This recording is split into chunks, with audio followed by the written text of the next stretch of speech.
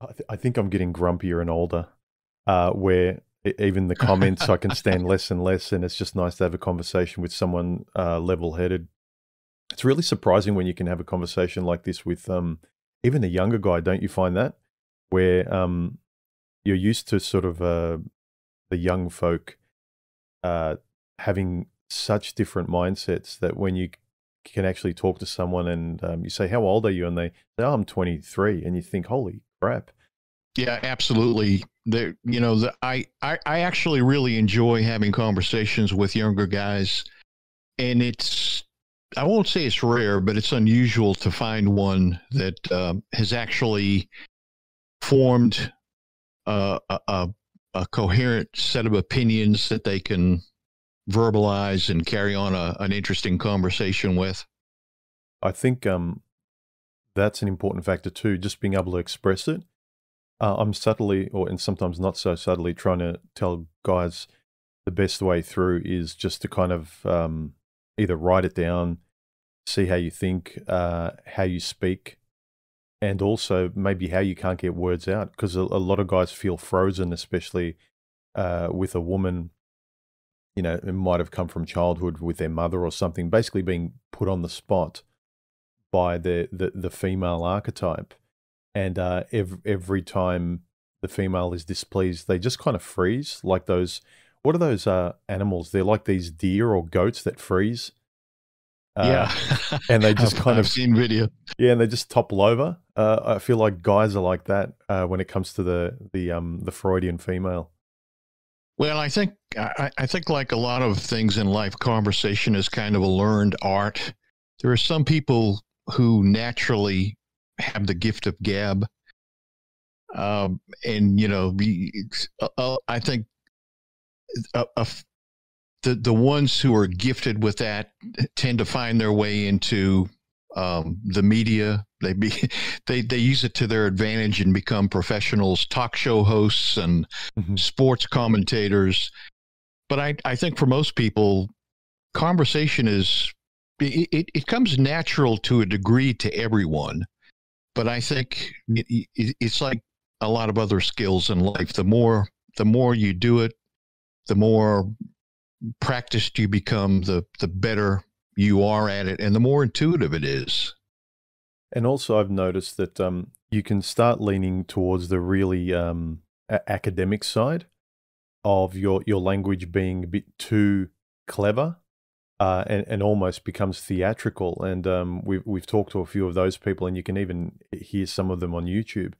But that bridge between normal speech but intelligent speech and being able to express it, that's kind of lost. I know that you're really good at that. You talk very plainly, and you don't you don't really show off with $100 words.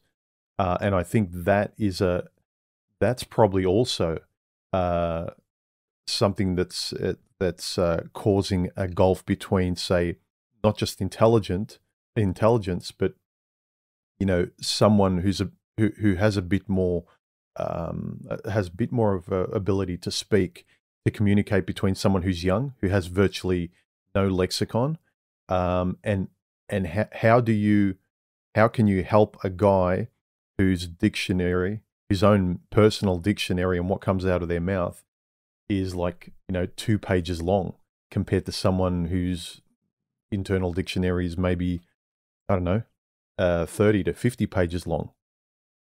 Yeah.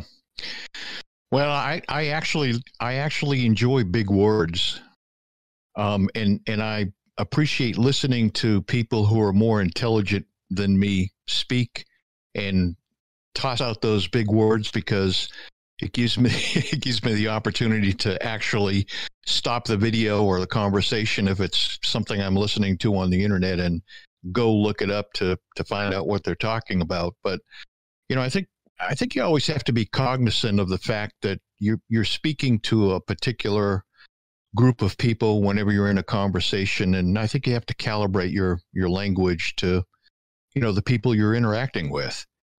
That's true, and I've also noticed that today, because no one wants to be offended, that if you in the past, I noticed that if you didn't know a word, or someone said something that you weren't, there wasn't as much shame in saying, what does that mean? But today, no one wants to feel bad. So it's almost like Yeah.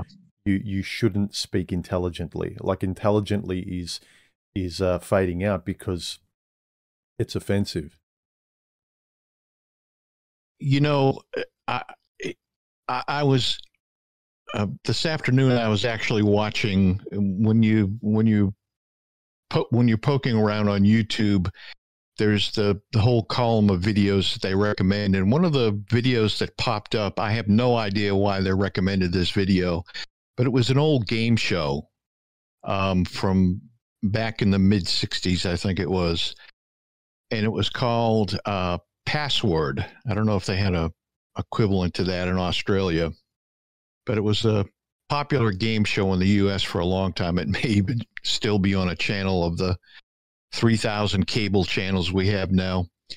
But what struck me, I actually fired it up and started listening to it because there were a couple of personalities that I recognized, and I was just curious. So I clicked on the video and had it playing in the background. And it actually kind of amazed me back in the mid 1960s, some of the words that were in common use that they tossed out in this game they were playing. And I actually had to pause the video a couple of times and go look the words up. One of the words was for an old product. It was actually a laxative product that I never heard of the product before. Apparently, it had kind of faded out of existence by the time I started paying attention to products like that. But like I said, what struck me was there were other words that they just used as a part of the game they were playing to give clues to other people that have just fallen out of common use. But people back then, they recognized these words and they were used often enough where people understood, what they were trying to say. And I actually think that, my opinion is we've kind of become more dumbed down as time has gone on, especially with our language skills and some of the more Yeah, I know what you mean. And I've noticed that across different cultures, rather than searching for a specific word and trying to be interested in them, we kind of talk around the word to allow a person to get the gist of the idea. You'll hear it in the US. A person will just kind of waffle around an idea and then keep inserting phrases like, you know what I'm saying? You know what I'm saying? You know what I'm saying? And so they're not being specific, whereas words of the past did, or in the UK, it's like, do you know what I mean? Do you know what I mean? And so it's, whereas in the past it would be a specific word and there'd be pride in actually finding that word. But now we kind of waffle on and paint a picture and waste time, whereas it was a lot sharper and direct, and people had a pride. It's almost like doing a crossword puzzle. A lot of that mental precision's kind of gone. There's kind of a laziness and oversensitivity, and it just.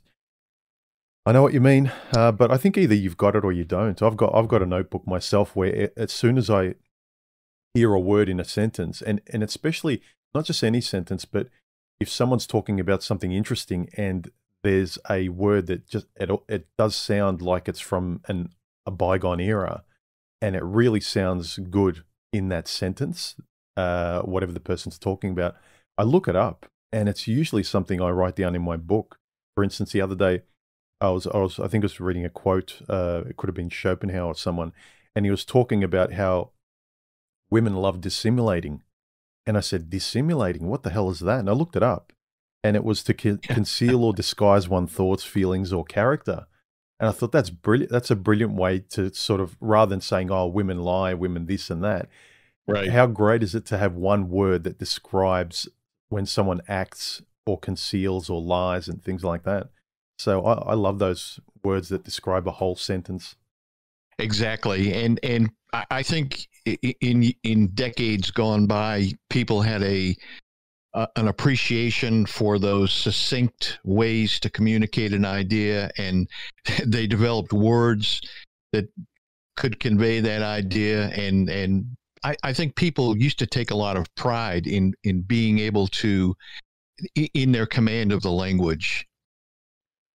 Well, what was going to be a working title for us talking today was going to be "What's Been Lost," in terms of like, which I think is interesting, especially I've actually noticed a massive gulf the older I get compared to, say, when I was growing up to my elders.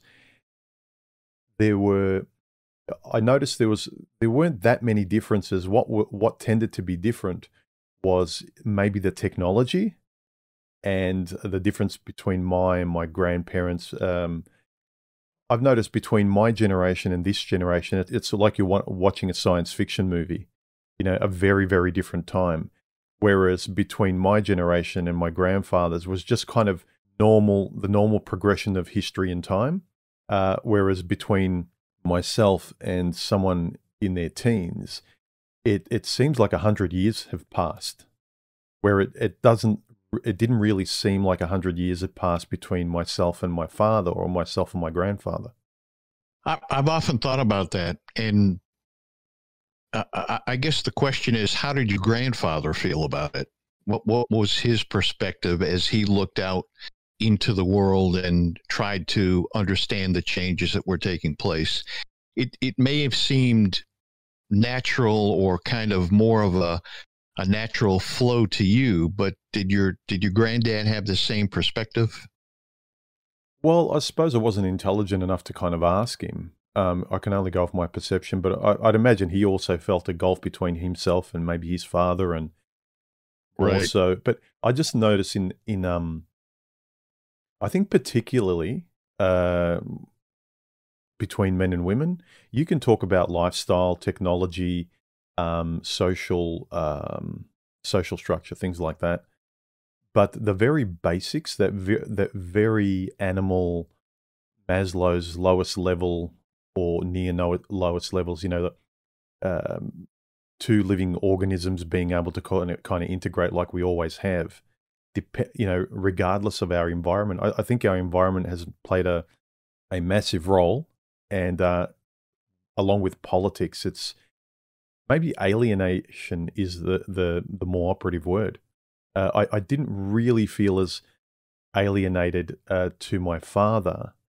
And it may be also going back to, we were talking about language. I think whether it was myself, my father, my grandfather, there was still the common fact of, we all, as we were growing up, were intellectually curious. We looked up to our elders. We wanted to be what they were. We wanted to be our own man. We wanted to be better. We wanted to aspire. So even Right. though we were from a different era, we could learn, be mentored, and be sort of dragged forward and be better people. So we were kind of stepping up these steps to sort of being a man, regardless of the environment, and we'd adjust it accordingly. But I feel like now it's not just the race to the bottom. It's like no one wants to take any step up, and they're actively just throwing the past away.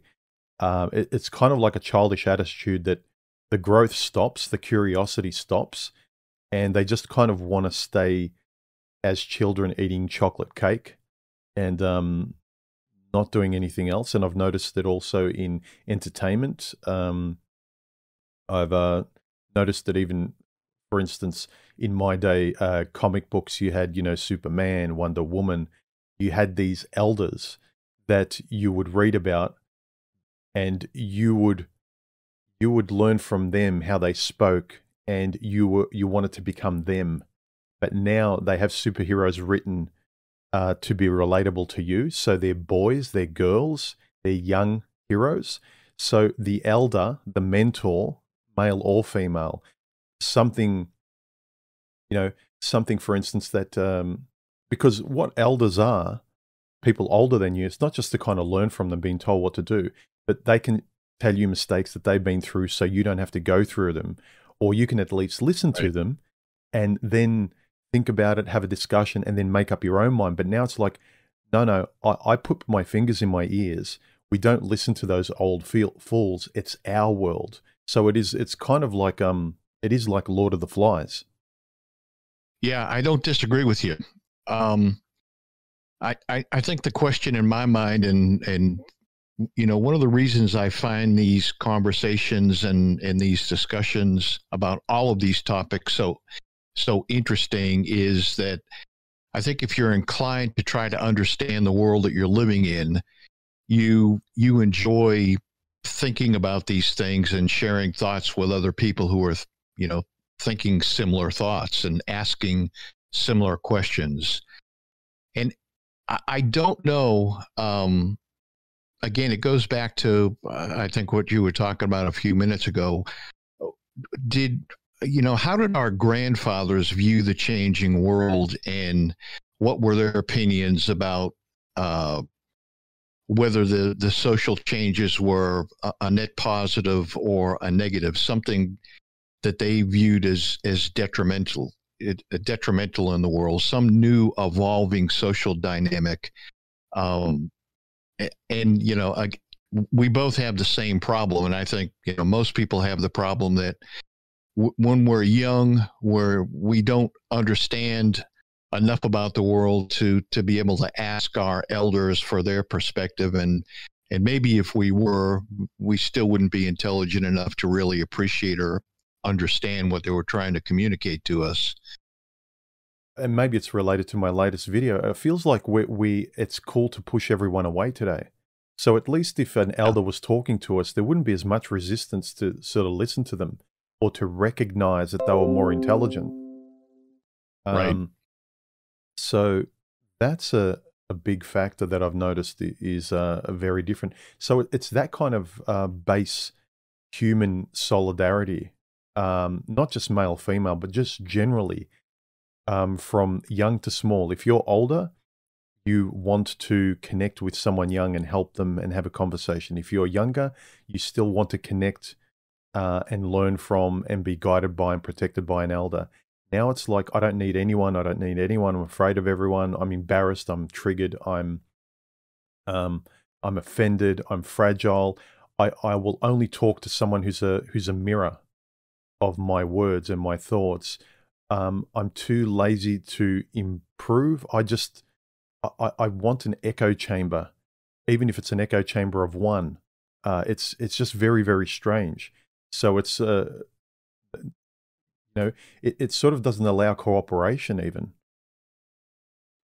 Yeah, there's definitely a new dynamic in the world. I can remember when I was young, the whole, I don't know if you remember it, but there was, everyone was talking about the generation gap back in the 60s, or maybe even into the early 70s.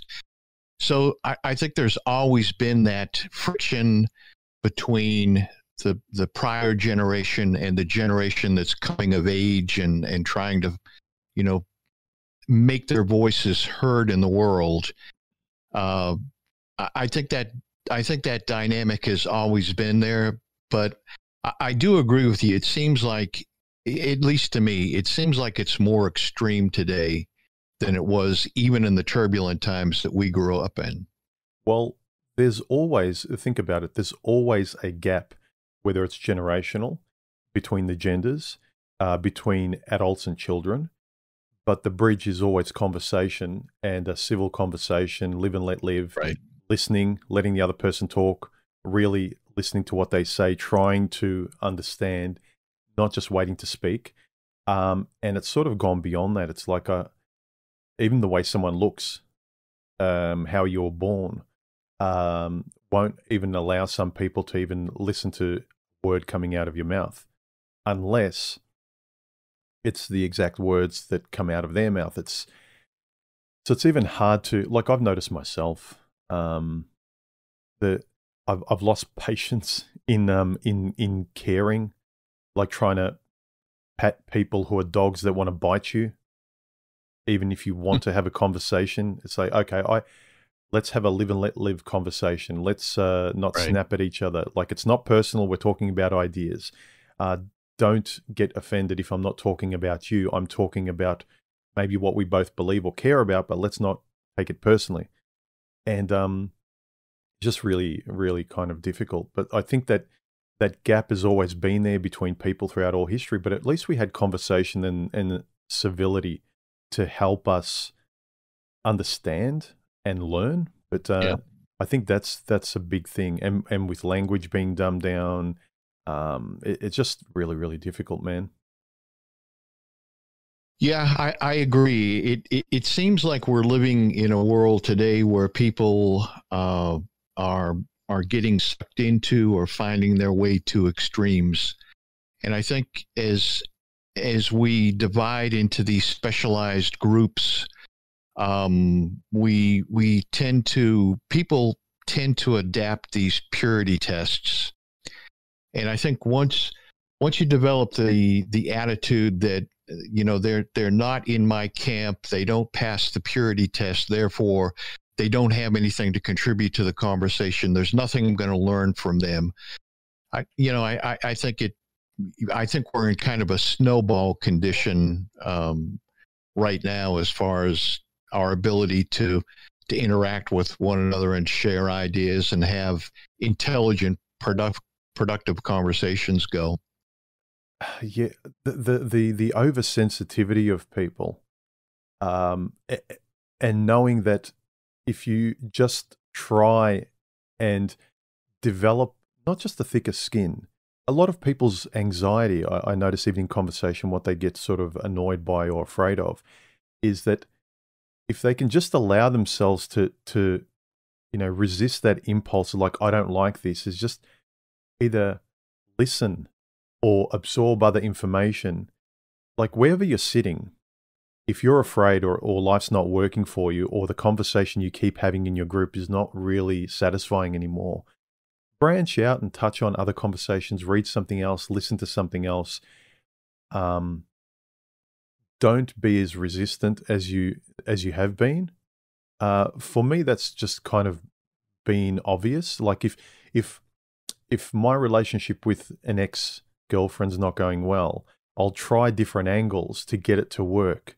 You don't sit doing the same thing over and over again and expecting different results. But that kind of resistant attitude today, where you could tell they're frustrated, they're in a conversation that you could tell they really want answers to, and they're annoyed by it, whether it's the world or why they can't get along in relationships, why things keep failing in their lives, and they refuse to kind of relax and let another point of view in that may kind of break that barrier in their life and allow them to sort of take a step in a different direction that will be away from the frustration that they had. But yeah, they don't. It's almost like an addiction to safe, I don't know, victimhood or pain. Like at least the previous pain is familiar or something. I really don't know what it is, and maybe it's subjective on my part. I don't know. No, I agree with you, and I wonder if a part of it may not be the way that the difference in the way that we were socialized when we were young. The world that we grew up in, we didn't have we didn't have a lot of choice. We couldn't. It was much more difficult to shelter yourself from the world.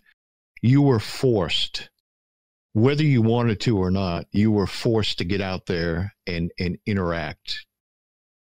I mean, think of the way that I think you and I may have talked about this before.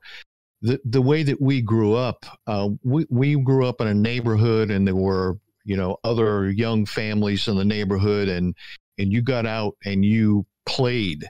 Literally, you left the house and you met somewhere on the street or a playground or a ball field, and you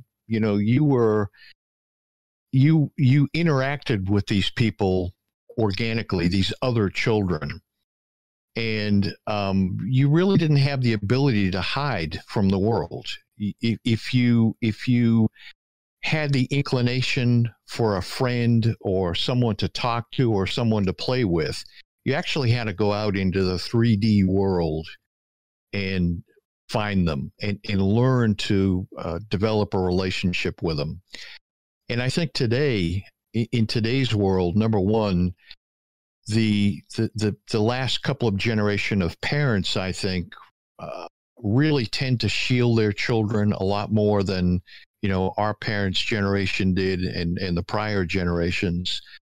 And number two, I don't know how true this is. I think we have to be careful. You know, we tend to speak in broad generalizations, and I don't know if they're true, but just for the sake of conversation, we tend to do this. But I think that parents today are more inclined to try to plan their children's lives and plan their daily events. It was almost unheard of when I was a kid for someone to take dance lessons or, you know, I mean, we just had to find something to occupy ourselves. Our parents weren't constantly planning activities for us and driving us somewhere. We just kind of got tossed out into the world and had to figure it out. Yeah, that's very true, isn't it? And also, let's not forget that you weren't even alive unless you went out and did something.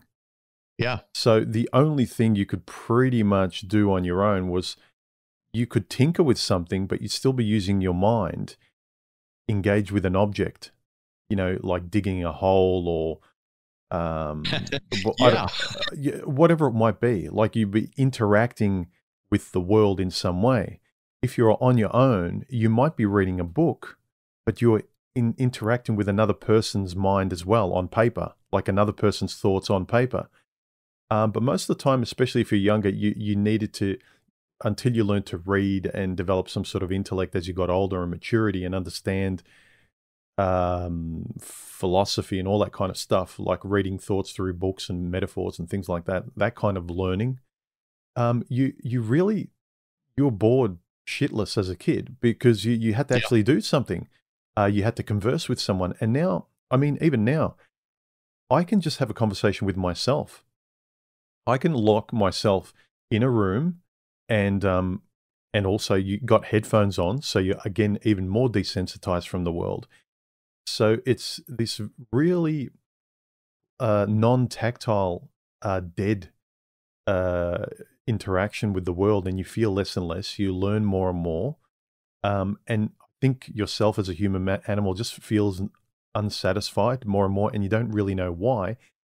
But you're being taught that the scariest thing is to ask why and to sort of stick your head out of the tortoise shell. So it's all this kind of stay in your tortoise shell and talk to yourself, essentially, even if you find people online.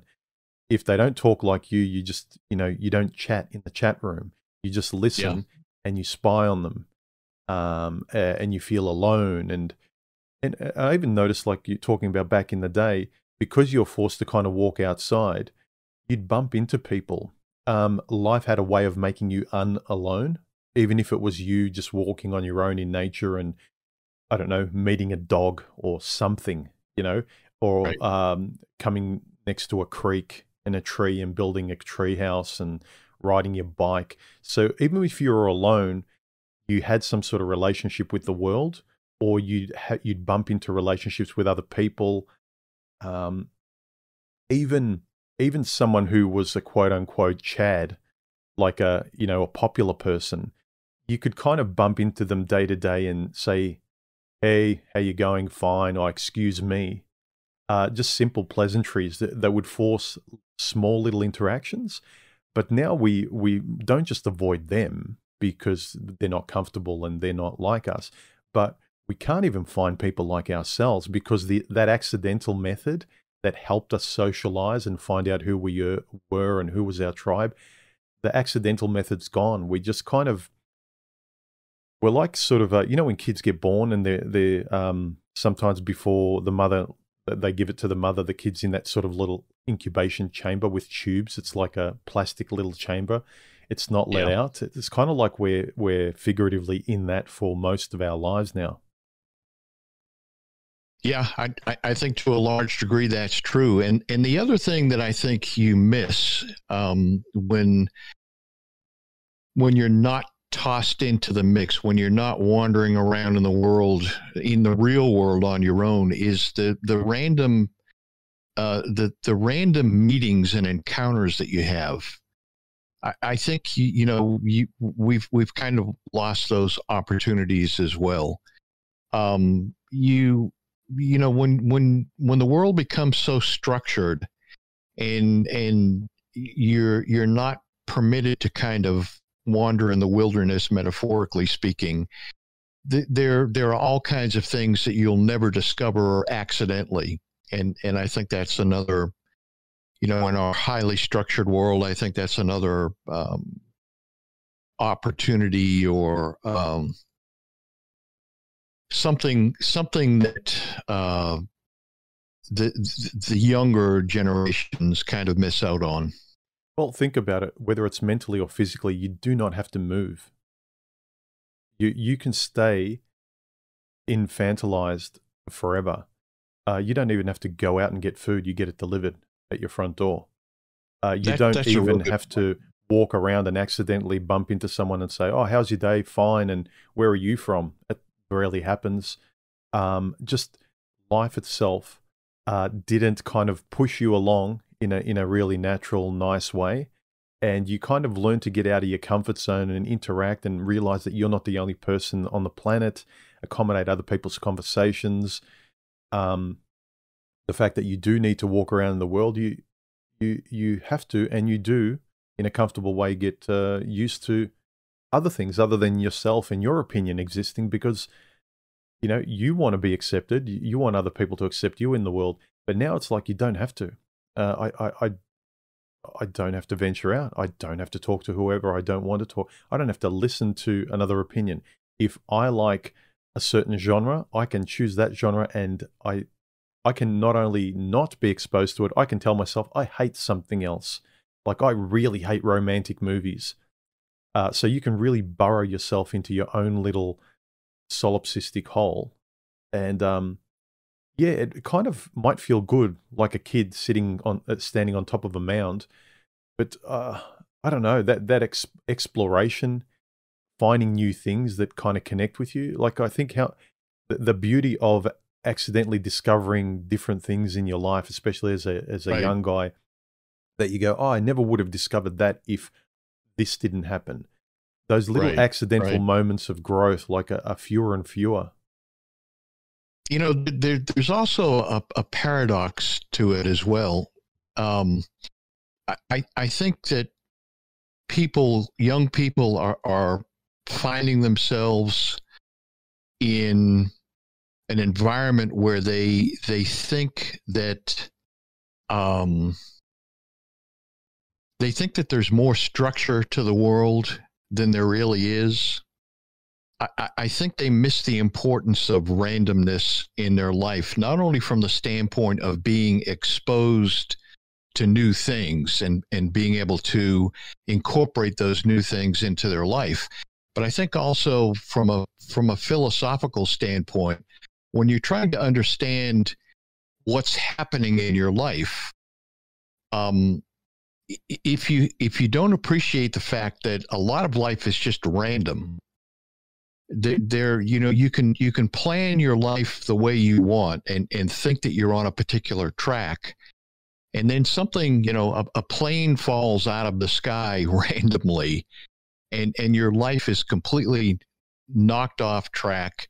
And if you're not acclimated to the idea that sometimes these random things, these bizarre things, just fall into your lap and affect your life, I think it's difficult, a lot more difficult to cope with them once you're faced with them. If you haven't internalized that idea, you can't plan out your life. You can't, there's no way to predict what your future is. You can try to follow a path, and I'm not saying not to. I'm not saying it's not important to develop a plan for your life, at least in the general direction of where you want to go. But I think you also have to be cognizant of the fact that a lot of times randomness is just going to knock you off course, and it may destroy you, but it may also put you on another path that you had never thought about, that leads to some contentment in your life. Well, yeah, again, you realize that you're not the center of the universe as well. Like, bad things Exactly. happen, and like, oh, that's just part of life. And you learn to deal with it. And again, going back to what we were saying, elders could help you understand that. But now Right. there's a complete resistance. I don't want to talk to anyone. I don't want to be told what to do. This is my life. This is my quote unquote truth. And there's the coping mechanisms and mentalities are kind of gone. And this is the one thing I find frustrating. As I said, I've lost patience with trying to listen to people who are screaming or trying to pat dogs that are biting me, even though that sort of, you could tell that dog needs help or needs direction or nutrition, or is asking for it, and it can't help itself. What do you do as someone who wants to help? How long do you keep getting bitten? And I understand this from guys kind of getting bitten from women in the dating market, but I think you have a few experiences where you kind of realize that, say for instance, I realize at a certain point, I don't want to keep doing things the same way. I want to branch out. I still want to be myself, but I want to touch on different points of view, maybe look at things from different perspectives, talk to different people. If my life isn't good, logic would say that I need to adjust something, and I can't just speak about and think about what I know, because it hasn't worked for me thus far. So these days, they've got a vice grip on their past, whatever their past is, that they just kind of refuse to let go in conversation, or even any kind of adjustment in their life, or being open to it. Yet they're screaming at the world. It's just very, very weird. It's just that lost art of and identifying with groups as well. It used to be a thing back in the day. I don't know what you think about it, but today it's like it's all people's identity is. Whereas before, yeah, there were groups, but have you noticed that there seems to be a tendency now in the world to keep chopping things into smaller and smaller pieces. And what I mean is that it used to be kind of, I think people had a much more holistic and integrated idea of the world and their life. And at some point, relatively recently, I mean, I think in my lifetime, we've become obsessed with analyzing things, and we chop them into small pieces, and then the experts look at it, and people work up charts and numbers and statistics, and everyone obsesses on that little piece that they've chopped out of the world, and then we move on to the next piece. Yeah, and they almost never take that piece forward and build on it either. They keep starting from scratch. Yeah. Yeah, we focus on these little pieces that we carve out, but somehow we never, manage to reintegrate that into the big picture, the holistic view of things. Yeah, it's like, I think I sort of mentioned it in relation to that the recent Sam Vaknin video that I mentioned on my last video, where even dating is negotiated from scratch. Whereas before, I felt like even your elders, you could still be an individual. There's this hyper individuality today, but it's like a hyper individual child. Whereas I had a sense that before, I could be an individual, but my elders and my history and my past and the human race was holding me up on their shoulders to push me up, Yep. But now it's like, don't put me on your shoulders. I don't need you. And then you're crying in the corner like a kid, and you reinvent almost like a Groundhog Day every day.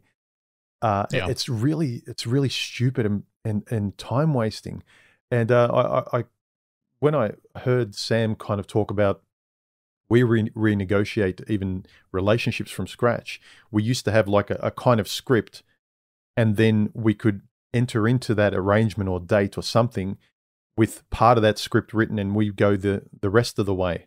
But now it's like we go there from zero every time, and we need to negotiate everything, and we waste Yeah. so much time and we don't get anywhere because there's no base for us to build upon.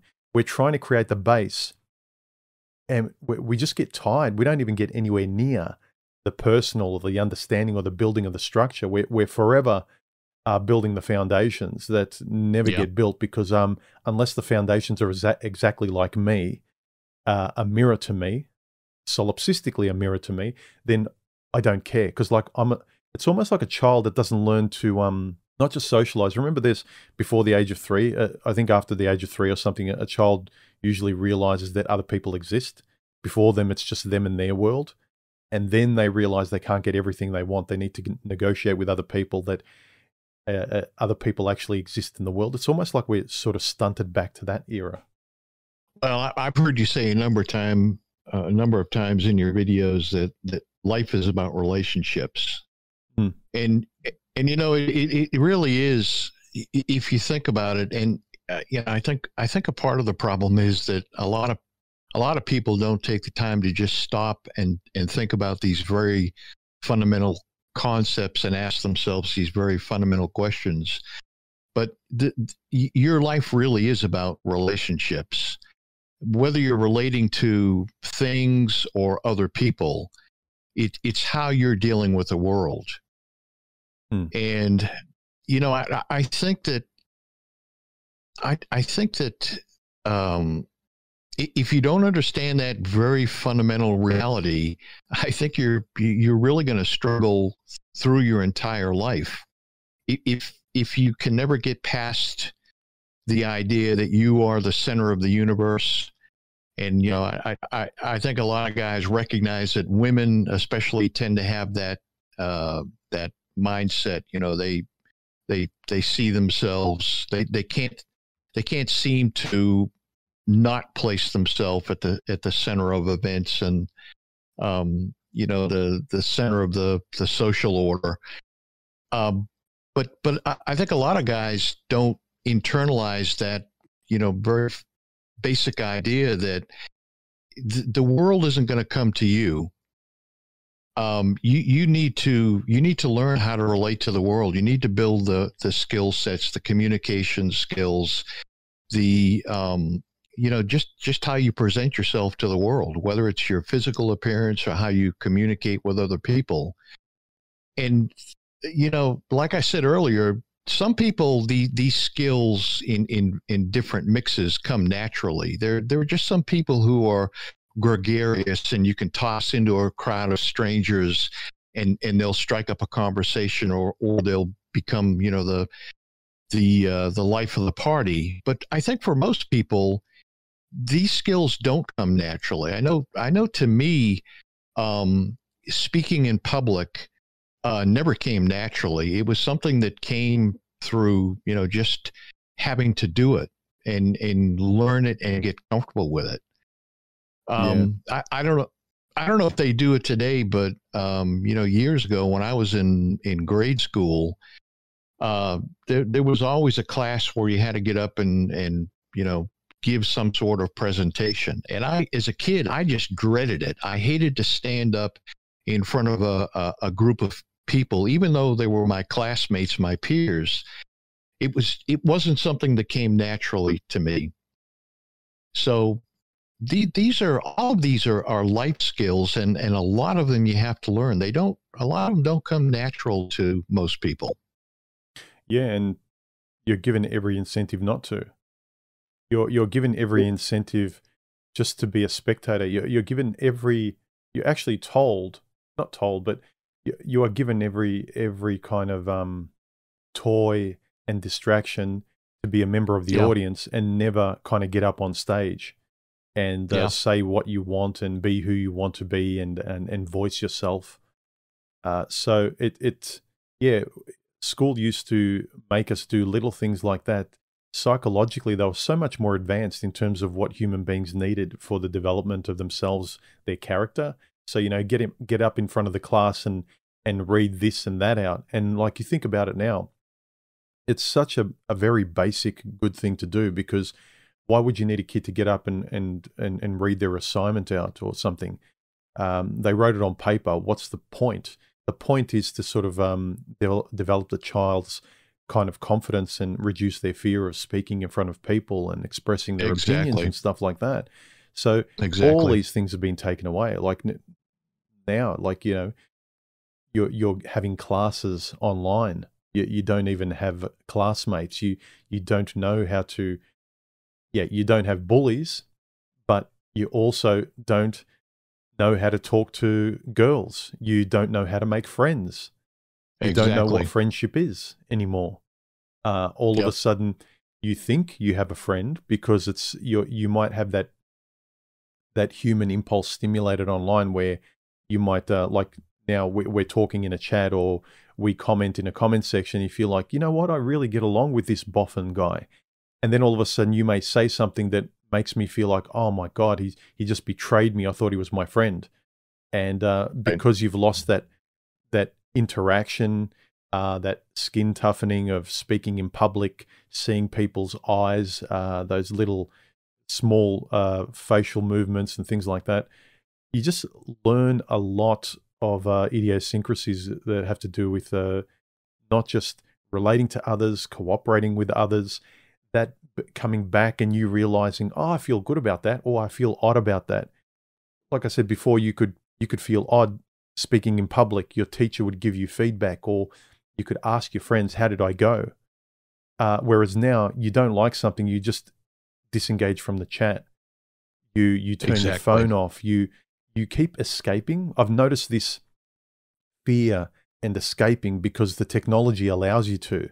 So nothing really toughens your skin anymore, and you're told not to have your skin toughened by elders.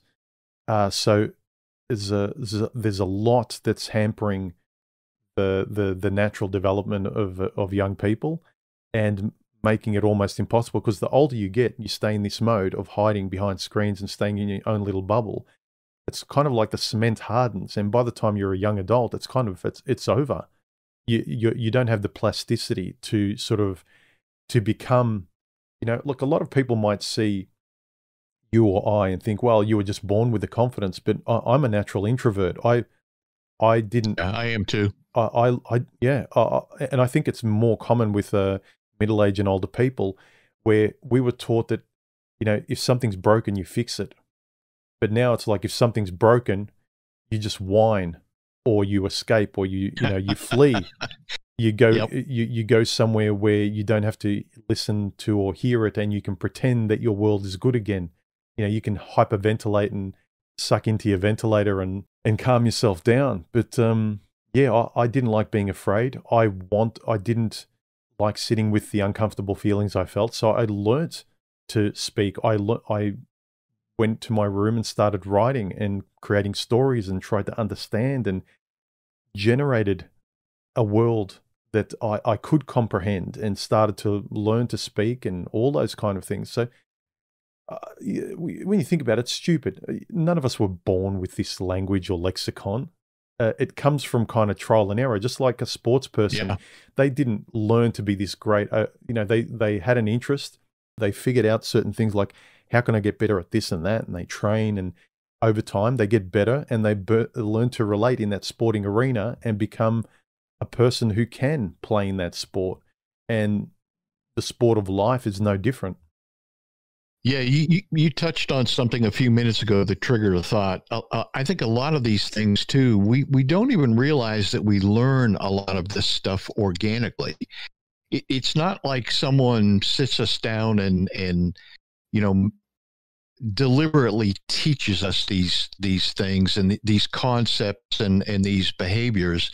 And the thing that came to mind as you were talking was how quickly people will just disconnect from a new acquaintance because someone said something that they disagreed with, and that is that is intolerable. You failed the purity test, so I don't want anything to do with you anymore. But if you think about how friendships develop in the real world, and school is probably a good example because, other than work, it's probably the place where most people interact with the same group of people on an ongoing basis. But if you think back to when you were a kid in schools, however you connected with a person that got to be your friend, I think one of the things that you learned was that this friend, you had all of these things that you had in common, and you enjoyed one another's company, and maybe you had common interests, whatever it was that drew you to one another. But I think you also developed a sense that there was a chunk of this person that you didn't agree with. There was, either a behavior or an opinion or language or whatever it might have been. You kind of developed the sense that this person was not your clone. This was a person that you had enough in common with that you wanted to be friends and have a relationship, but you also understood that this wasn't a replicant of you. So I think you came to accept the idea that regardless of who it was, everyone was going to have something different about them that you might not particularly like or connect with, but you still had enough in common where you maintain the relationship. Yeah, it's an awareness of the other. It's not just you. It's almost like, and that's probably why people feel more alone, because you can't just live in echo chambers. It's comforting. They're great for very short periods of time, but like anything, the human animal isn't built for living in environments that were only designed for short periods of time. Just like, a donut is nice, but eating a donut 24 hours a day until you get sick, it just doesn't work. Just like the cliche is like balance. And it also, it teaches you when you realize there's another person, it's not just learning and stuff. I'm not talking to myself. So when I talk to you, you're talking, I'm listening, and then little things prick up when you say something I don't know or make me think. It's like, I never thought about this. But I get the sense when I talk to a lot of younger guys today, if I talk and it's something that they don't know, or I'm talking in a way that's not them, they switch off. And then when they start talking, it's like I haven't talked at all. So it's the inability also to listen, and not just for my sake. I don't care if you listen to me or not, but it's like you can develop or sharpen yourself or question your thoughts and get better and get out of your burrowed hole and become maybe a better person or an adjusted person for your own good. But sort of it's like if this person doesn't say the exact words I say, that my echo chamber, that I understand in my echo chamber, it's almost like their listening brain switches off and only pricks up when you say a phrase or a word that confirms their biases. And so you don't really have a conversation like this with something other than you or someone other than you. So you're not going to discover new hobbies because they don't conform to your echo chamber. You're not going to discover different ways of thinking and speaking because they reside outside your echo chamber. So basically, conversation is kind of just more and more passe, and rehearsed, memorized scripts of echo chambers are the only thing that's permitted. That's how people vet themselves. Yeah, I agree, and I've noticed that as well. And I don't know how much of it is attributable to the fact that they're from a different generation versus they're just naturally of that personality type. I kind of hate to say it, but if you think, I kind of like the 80-20 rule. It seems to model a lot of things in the world pretty good. But I think probably 80% of the people are just kind of along for the ride. I don't know if they really are inclined to do a whole lot of critical thinking and analyzing their life and analyzing the world. They're just kind of content to move with the, with the flow of things. The other, 80% of the group that they're in, and they just somehow they develop these ideas and opinions and outlooks, and they're just content with it. Hmm. Yeah, it's just kind of, it's almost like life isn't prodding the current generations enough, just to make them uncomfortable enough to shift their position, whether it's mentally or even physically in the world. Like everything sort of is directed to just keep you sitting in your chair, ineffective, almost comatose, staying in your own little bubble, and suffering in silence, lashing out at the world. So Yeah. it's a tricky one, but we haven't really even touched on dating, have we? but which is good, because people always accuse me of talking about women all the time. Well, when guys get together, there's a pretty short list of things that they're inclined to talk about. And, that changes from generation to generation, but women is always going to be on the list. So it's kind of a natural guy thing to talk about. Yeah, it's a funny thing. I know there's part of the human brain that wants safety. And so if you find yourself in a safe echo chamber, I suppose no different to religion of the past. So now the religion is everyone's individual little groups, whatever ism you belong to. Yeah. And that's your guiding script of how you're going to live. But it's actually like a closed ideology. It's not really anything that's going to translate to other people. So people think it works more and more because they can stay in it. Like I just log into the channels online and talk to the people who are part of my ideology. But before, if you had an ideology, everyone was walking around with whatever ideologies and thoughts they had. And you had to meet in the middle in public, and that was the public arena of conversation.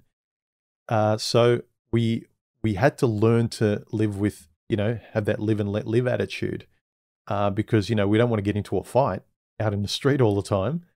And we learn what's worth fighting for, what's not. Okay, this person has a different point of view to me. I don't want to get into a fight any more than I want someone to fight me. Let's calm down, unless it's a personal insult. We kind of knew where boundaries were crossed. And now it's as soon as your primitive childish brain gets annoyed or uncomfortable, it's like, oh no, I feel bad, you're wrong. And so I think guys are really feeling lobotomized in that sense, because they haven't developed those skills, like we mentioned about, like just the normal mundane day-to-day life interaction, is that when you're trying to get with a woman, especially when you're young, everything in you wants to, but then everything you've stunted yourself with won't allow you to. And then, as I recently talked about, like the difference between, I noticed these current generations and our ones were, we were nervous, scared, but we both wanted to. You'd see a girl and you start chatting, you could tell she was nervous and you were nervous, but you could tell you both liked each other. There was a positive fumbling around nervous energy. Now there's an antagonistic, like, I don't like you, get away from me, you're not part of my ideology.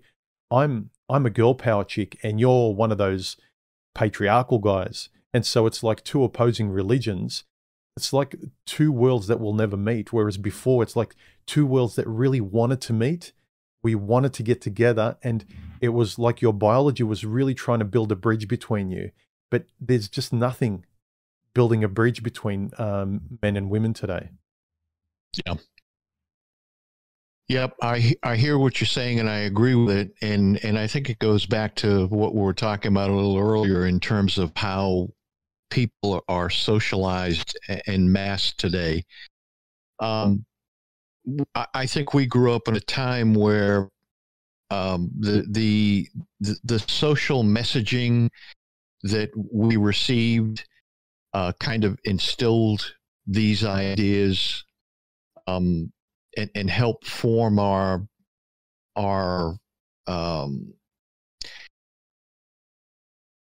help form how we wanted to pursue these desires.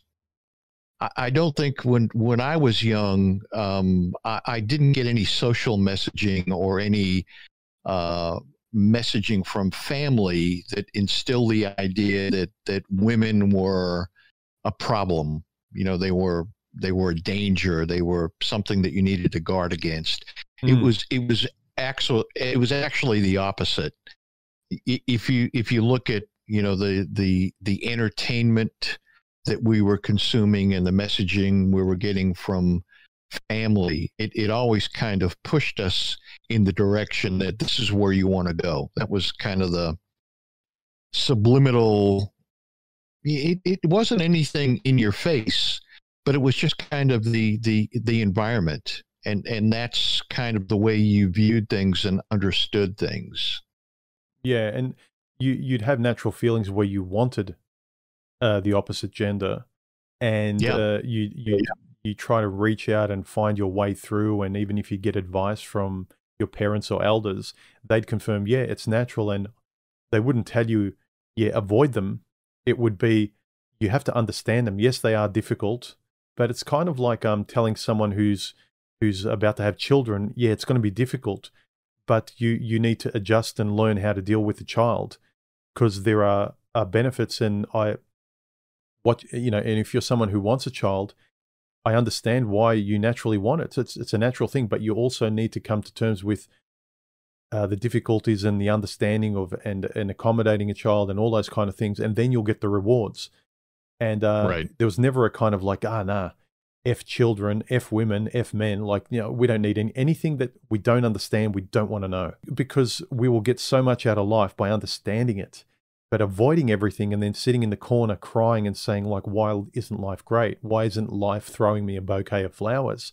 It's just so childish. So, yeah, I agree. Back in the day, it was like you were told to understand and make sense of things, and you weren't deterred from what was sensible or natural, like, you know, dating or family or marriage. And if you still didn't, then at least you'd come to the understanding after having known it and not being afraid of it. So, for instance, I thought it was natural, and I thought I was going to have kids and get married, but I didn't come to the realization of I don't want kids or marriage because women are difficult. I came to that realization because I realized who I was and what I didn't want. It wasn't that I'd want it, but because women or the laws are this way, I have to sort of cut that part of my life away. So it was like a personal choice, but now it's like the choice has been taken away by the world and the environment.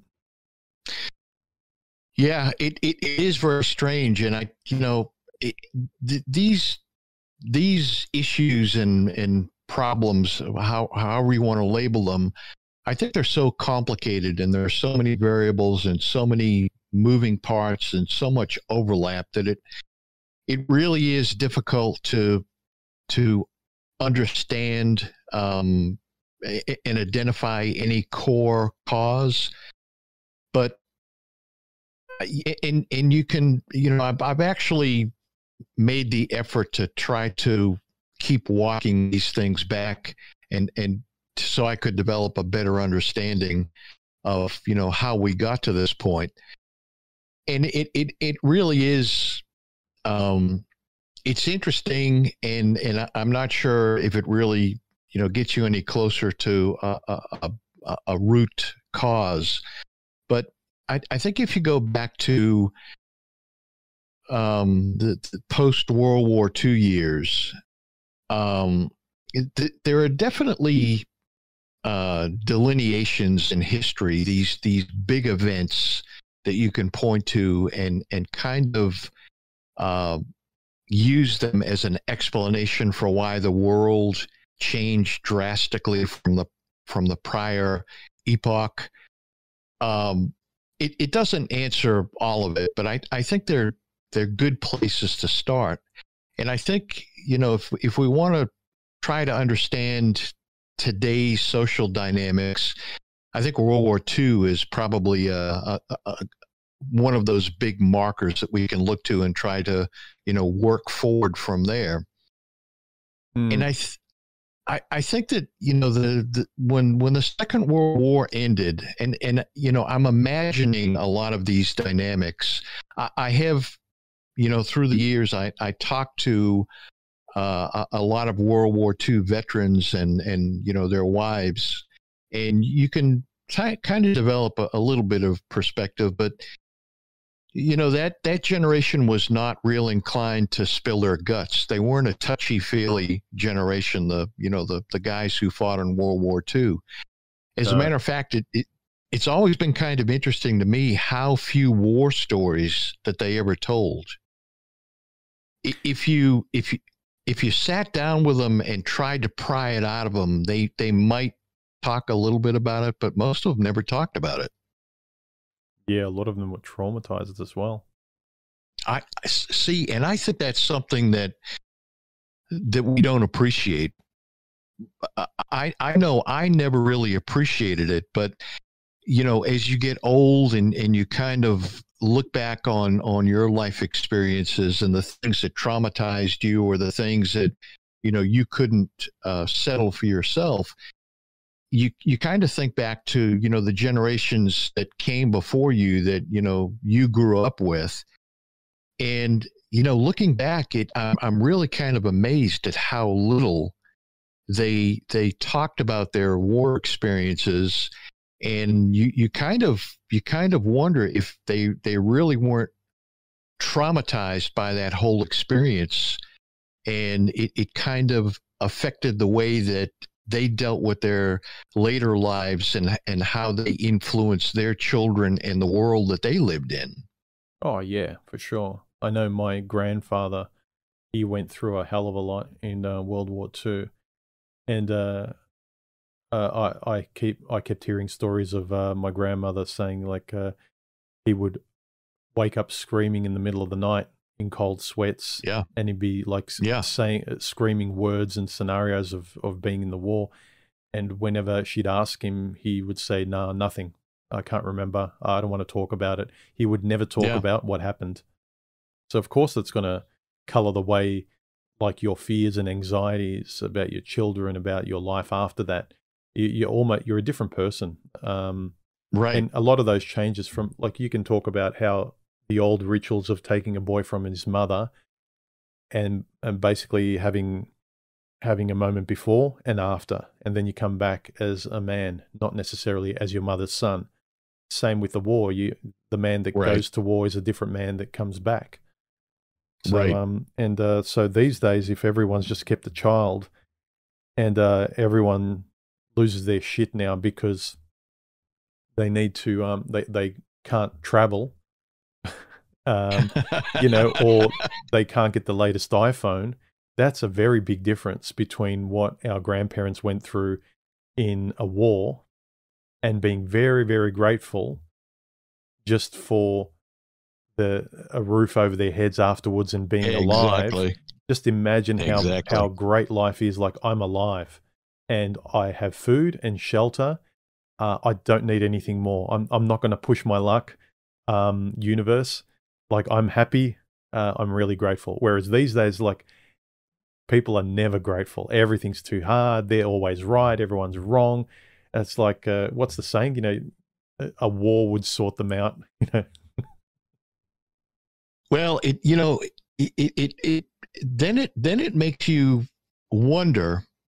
And again, I'm just trying to pick a point where you can, kind of a good separation point to understand how we got here. So what you just described about, the World War II vets, I think is spot on. These guys, they saw things, they experienced things, they were, traumatized in ways that we can't imagine, and the ones that were lucky enough, came home, and you kind of have to ask yourself, these guys, they survived this cataclysm, and they developed the attitude of, my God, I'm alive. I survived it, and I'm going to get on with my life and enjoy I'm going to enjoy my life, and I appreciate the fact that I made it home alive, and I saw 3 of my buddies get blown to pieces in a theater of war that I was in. So if that entire generation, whether or not they were in the war, they still all experienced the social trauma that took place in that generation. These guys came home and they wanted to get on with their lives, and they said, I'm getting married, I'm going to have kids, I'm going to make the most of what I can of my life. And there's this, the whole baby boomer thing started, and then that whole golden era of the post-war years up until the earlier mid-1960s. And I've heard a lot of young guys talk about that golden age, supposedly this wonderful period in Western history where the world was right, everything functioned, families were intact, and you could make a living and support the family, and there's this whole utopian idea that this was the pinnacle of family relationships and how things ought to work. But in reality, it may have been due to the fact that there was a whole generation of people, both men and women, that were seriously traumatized, and they were just glad to be alive, and they didn't let the little nitpicky things destroy their relationships or consume their thoughts. All of the things that they missed out on or deprived, or all of the little nitpicky stuff that we get hung up on today. Well, yeah, you're grateful. Like, there's one thing to sort of think of your past and be grateful. Oh, thank God I'm not there anymore. I really love where I am. Like, I love life. But if you've been coddled all your life and you just expect rainbows and sunshine all the time, it's very different. And think about it, like the war veteran. If you're used to being kicked in the head every 5 minutes, and then all of a sudden the kicking stops, life is amazing. You don't want anything else. It's like the kicking is stopped. Like there's no pain. And so in contrast, this is wonderful. It's like life, thank you. I don't want anything else. I'm grateful. I'm grateful. I'm grateful. And you're happy. Exactly. But now, like if you grow up never being challenged, like not being kicked, like, or traumatized like someone in a war, not that extreme, but with no pressure, what's the saying, no pressure, no diamonds. So without any kind of pressure to sort of not just harden you up, but make you see, make you grow, make you see in a different direction, make you appreciate something, contrast it with what's good, like, get your heart broken, fumble about, make mistakes, do it, make calculated risks, make it recoverable. Don't be reckless, but exactly. There's so much of the contrast between failure and good, or pain and non-pain, that you can learn from. But that kind of, it's almost like a very neutral effect of, I sit here like a 3-year-old in my crib and I never move because the world's unsafe and everything's too dangerous. And and today people are very smart. They can legitimize everything. There's some people that speak very well, and they can, like, the whole black pill thing, they can kind of very intelligently describe why their position isn't wrong, and I can't disagree. But again, it's kind of a choice. Okay, fair enough, you're not wrong, but I don't see very much life, if I was to place myself in your shoes, the complete safety of don't talk to any women, don't try, what's the point, we're all going to be buried one day in a coffin, all these kind of things. Yeah, that's true. But it doesn't mean I don't want to try and live while I'm here. Like, so who's rational, me or them? I can't say that I'm less rational than they are, but it just comes down to a personal choice. I love the saying, there are no answers, there are only choices. And that's completely true. When you point to a guy and say, well, look at that guy, he's happily married, Yeah, well, he's just lucky. It's like, well, was it luck, or did maybe he make his own luck? Have you talked to him? Maybe Yeah. before he met her, and if you actually talked to his wife, she respected that he laid down exactly who he was, and he was ready to dump her right away if she disrespected him. And maybe they took time to establish trust and all these kind of things that back in the old days, survival would have necessitated. Like a woman couldn't be childish. She'd need to grow up. Otherwise, she'd be alone when she's older. So that fear would require her to know what a man is like, know what a woman is like, learn the language that would make it easier for a man and woman to get along long term. Yeah, a lot of times people didn't love each other. They'd sort of stay with each other because of survival needs. I get it. But at least there would be the forethought of what you need to do to cooperate and get along with the world or get along with other people. But now there's none of that. It's like it's so coddled that I don't need anything. All I need is myself. And then you go insane living with the voice in your head. Yeah. Well, I think that's another part of, I think it's to the individual guy to deal with his own desires. You said that, it's tough to argue with someone who is making the black pill argument. And I'm not going to try to talk anyone out of that. If I'm in a conversation with someone and they're there and they've actually given it a lot of thought and they're comfortable with it and they're satisfied with it, I really don't feel compelled to try to talk them out of that choice that they made. But it's the guy who parrots the words and all of the terminology and all of the ideas, but in reality, he really wants this personal connection with a woman.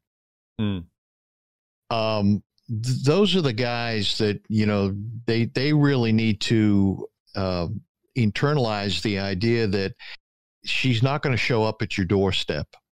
You can't click a button on Amazon and order one. That's the point where you really have to motivate yourself and engage with the world and pursue the thing that you desire. If you pursue, say, anything like an interest, like it's a throwaway hobby that you just kind of do whenever you feel like it in spurts of time here and there, once a month, once or twice a year, you will get the results of a hobby. But if you pursue something professionally, like you really want to be good at something, you dive headfirst in wanting to sort of be an expert at it and really know it and know yourself, you're going to get very, very different results. Yeah. Yep. Good point. If you kind of, it's a difference between someone who just switches on Netflix and just in a very passive sense lets it wash all over him and sits there being passively entertained. Or are you the kind of person that it sparks your interest where, I want to make a movie. Let me have a discussion about this movie with a friend. Let me join a writer's group. Let's talk about this. There's an engagement and then there's this passivity of consumption and feeling powerlessness. And I think there's those two different personalities. Do you have the reflex to want to be one or the other? Do you want to make your life better, or are you going to sit there inert and just throw stones at the world? Well, we've created a world where it's very easy to be passive and become a consumer. I think for the guys who are just not inclined to be fighters, explorers. You think also it's kind of like there's less of an impulse in men to fix things, like even problems or ideas, or have the conversation. Now it's kind of this passive, like, nah, let it stay broken. I think so.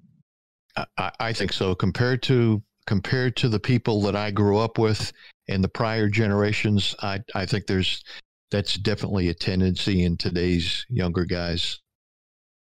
Yeah, it's also compounded by, you don't have to fix it, just buy another one. You don't have to talk your relationship out, just ghost them and find another chick or another guy. You don't need to learn conversation and negotiation skills, just leave and start a Yeah. fresh conversation with someone who feels exactly like you do in this moment, and then just leave again when you get bored or you can't discuss with them. Throw away entire investments of years and conversations and friendships and Yeah. relationships without even trying. Like, value nothing. Just keep moving on. Yeah. And that's a good way to express it, is the throwaway mentality. But again, in their defense, to play devil's advocate a little bit, in their defense, they'll come back and say, well, that's the world that I grew up in. You created this world and I grew up in this world. This is what was waiting for me when I came into the world.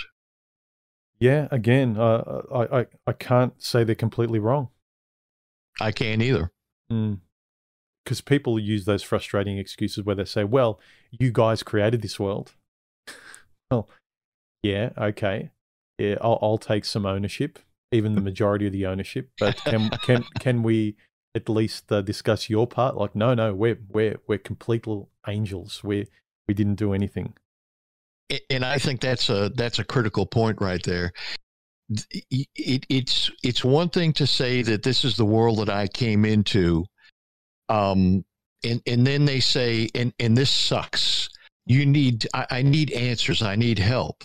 And then when you offer the help, when you offer some course of action or a different perspective, then they shut you down. They don't want to move outside that, that box that they've built and put themselves in. Yeah, it's like no one wants solutions. We really are living in a female world where no one wants it fixed. They just want to talk, just like a woman. She doesn't want her problems fixed. She just wants to be heard and she wants to talk. Don't fix the problems. And that kind of male mind of, let's fix the situation. Okay, the world sucks. This is what we were born into. Let's talk and try and fix things. No, I just want to be heard. Don't tell me what to do. It's like, well, we want to fix something. No, you fix my problems. I can't reach in your brain and make you feel a certain way. This takes you adjusting your life. I can have a conversation and try and help, but I can't hand things to you. The world has been trying to hand people just money and stuff, but that doesn't satisfy. So it needs to be fixed by the current people that are having problems. Yes, cooperatively with the older generation, but they can't kind of reach in and puppeteer your brain and your life for you. You need to engage in part of the conversation too. Yeah.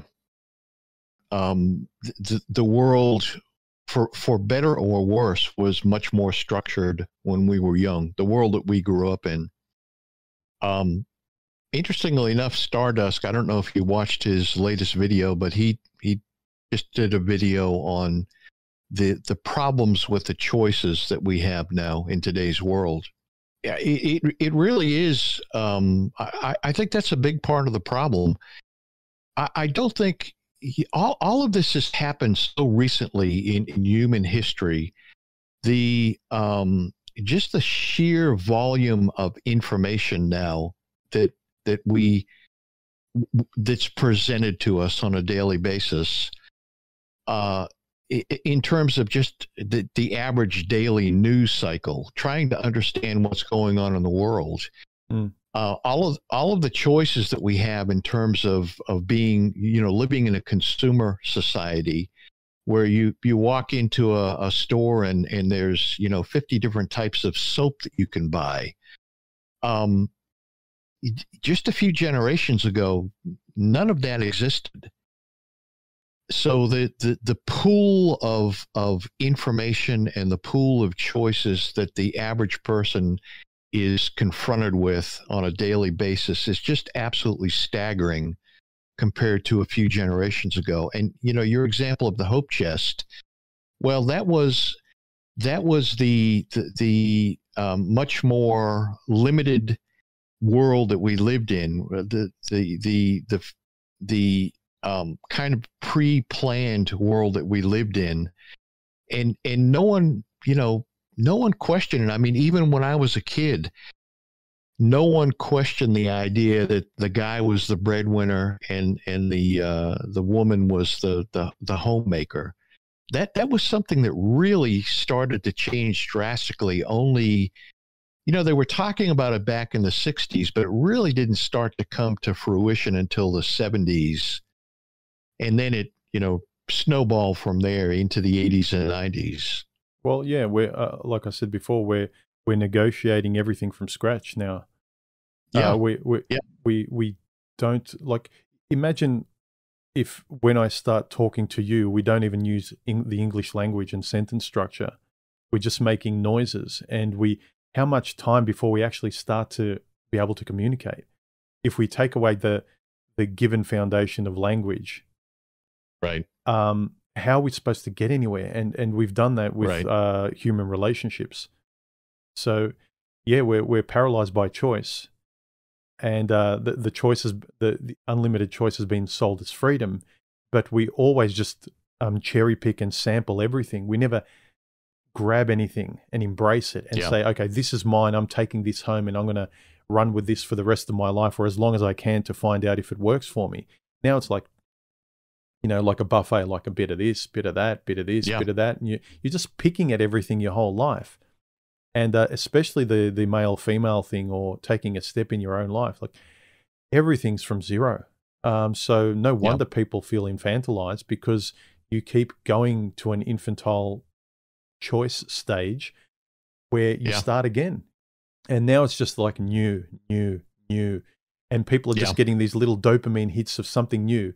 It's almost like life has become a progression of dopamine stimulations of possibility. Yeah. Like, oh, Yep. the possibilities of a brand new car, the possibilities of a brand new relationship. It's never reality. It's always what it could be. It's always chasing the fantasy of what something could be. And you keep recycling it every week, every month. It's kind of like, do you get tired? But it's not real, man. It's just like chasing a dream over and over again. Don't you get tired of the dream ending? Don't you want at least a boring reality to begin? Isn't that better? No. I just want another possible fantasy to materialize in the future. It's an addiction to the new and novel. It's kind of weird though, because at the same time, I know that there's more people in the younger generation. They can sit and watch a Netflix series and keep watching it, and I can't if it's boring.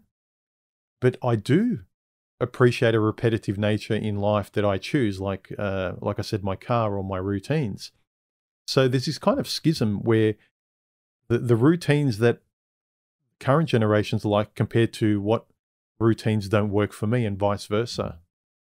Well, I think a part of where we find ourselves now is that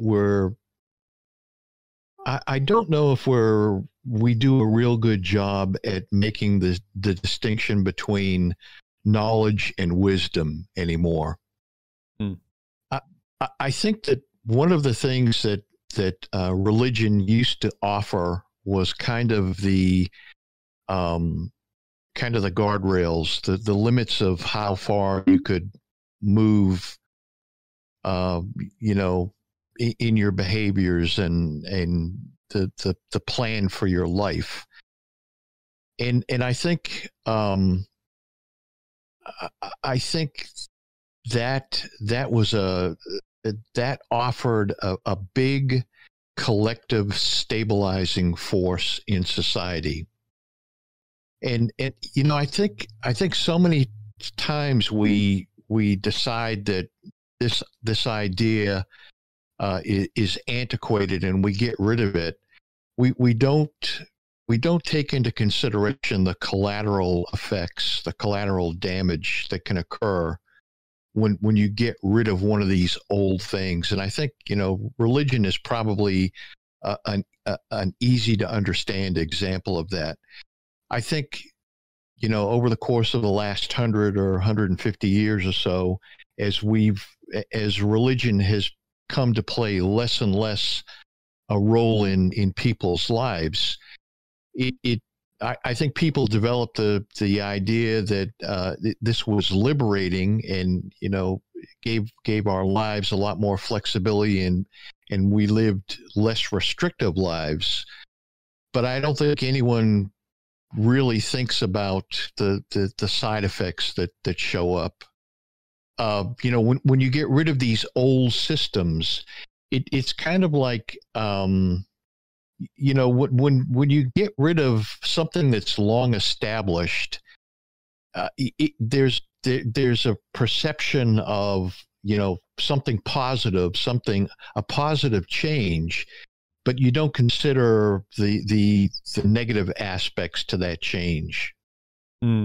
It's like whether it's tradition or a thing in your proximal life, if you get rid of it, there's going to be a space there. You got to have the wisdom, as you say, to realize, was it something like a cancer that you cut out and it's actually good that there's nothing there because the cancer shouldn't be there? Or is it something that you need in your life that you need to replace now? So there's kind of differences there. And that difference between wisdom and knowledge is like, we used to respect history and knowledge. Knowledge is something you bring forward. It becomes wisdom over time because you use it. But if we're starting from zero, we never develop wisdom because we're never taking experience from the past, from elders. Yeah, I think collectively people had a much greater appreciation for the importance of an integrated social order. And today we have atomized and carried the idea of the individual to an extreme. Yeah, but definitely. I think maybe for another conversation we stick to women, which is really funny because people accuse me of not doing that. All right, man. Have a good day, and I'll talk to you soon, Boffin. See you.